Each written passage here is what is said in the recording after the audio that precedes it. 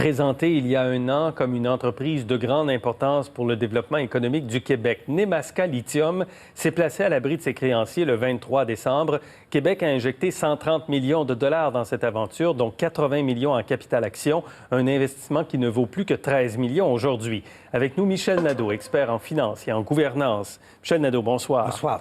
Que s'est-il donc passé? Que se passe-t-il avec Nemaska Lithium? Au début, Nemaska Lithium, on sait que le produit, le lithium, est un produit qui va être en forte demande avec les ordinateurs, les batteries, les voitures électriques.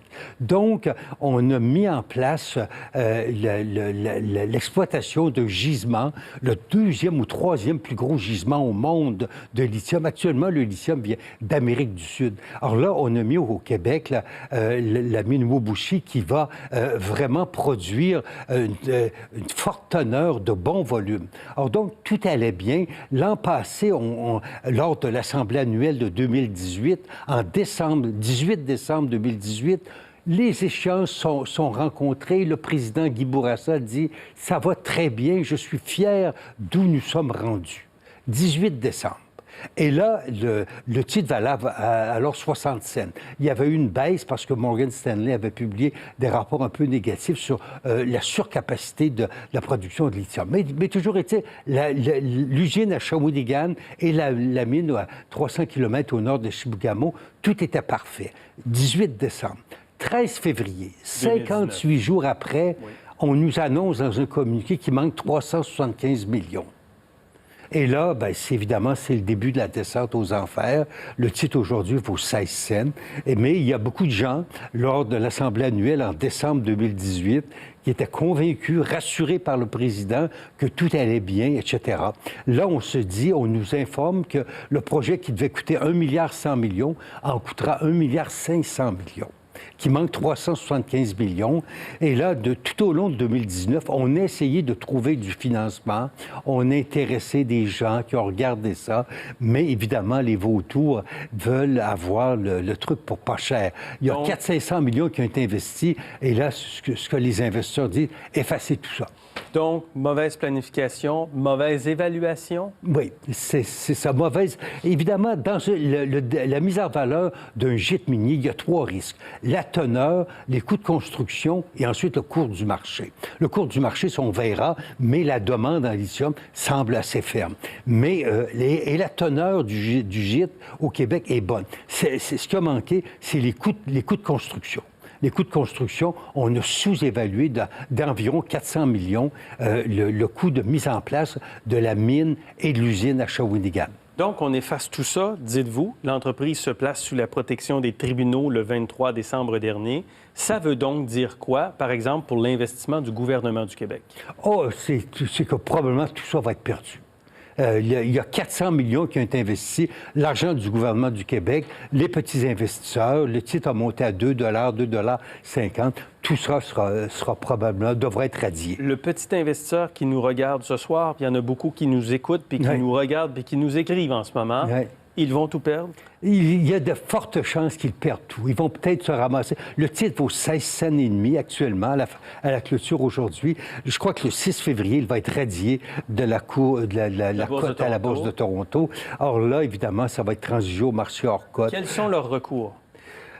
Les recours, ça sera très difficile de prouver qu'il y a eu des erreurs de gestion. La compagnie va arguer que les coûts de construction... Ils avaient vendu une partie de la production future à un groupe qui s'appelle Orion. Et là, il y aurait eu des mauvais calculs. Alors, on ne sait pas trop, évidemment, qu'est-ce qui a manqué. La compagnie est assez vague. Dans son communiqué de février 2019, pourquoi on s'est retrouvé avec 375 millions de capitaux nécessaires pour compléter l'opération? Et là, si on n'a pas réussi à trouver ça, c'est parce que les investisseurs ont vu qu'il y avait peut-être d'autres choses aussi. Alors donc, c'est pour ça qu'actuellement, là, tout est arrêté. On va hiverniser les installations, puis on verra. Et donc, que va faire Jacques Mallette, qui a été nommé hier président du conseil d'administration, qui avait orchestré la restructuration de Québecor World entre 2007 et 2009? Ce qu'il va essayer, c'est de trouver de nouveaux investisseurs. Et évidemment, ces nouveaux investisseurs, la réalité du lithium est toujours là. La demande semble très prometteuse. Le gîte est très riche. Le volume et les quantités sont bonnes. Alors là, le travail de M. Mallette, ça va être de vendre, dire, regardez, là, il y a 400 millions qui ont été investis sur un projet d'1,5 milliard. Vous avez l'occasion de ramasser ça pour pas cher. Alors là, il y a toujours des gens qui veulent acheter à prix d'aubaine, qui vont peut-être dire, là, avec une vision long terme et des poches très profondes, dire, ça, on va y aller, on va foncer, mais évidemment, ils ne feront pas de cadeau à ceux qui ont investi 400 millions. Le gouvernement du Québec va-t-il devoir injecter encore plus d'argent dans Nemaska?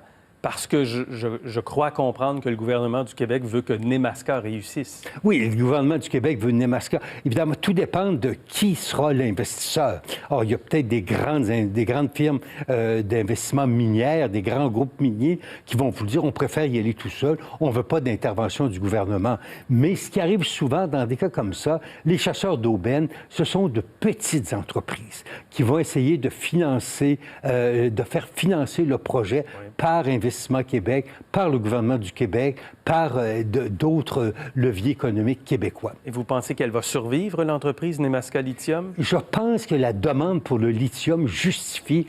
C'est le 2e ou 3e plus gros gîte au monde. Alors donc, il y a une capacité, et ça, évidemment, on est à 1 milliard de l'ouverture de la mine, là, ça vaut la peine. Évidemment, ce qui est triste, c'est que le premier chapitre aura été une triste histoire, mais pour l'avenir, la demande du lithium, elle est réelle. Le gîte, il est réel. Oui. Alors donc, dans ce contexte-là, pour celui qui sera patient et qui aura l'argent, ça vaudra la peine. Michel Nadeau, merci pour cette analyse ce soir.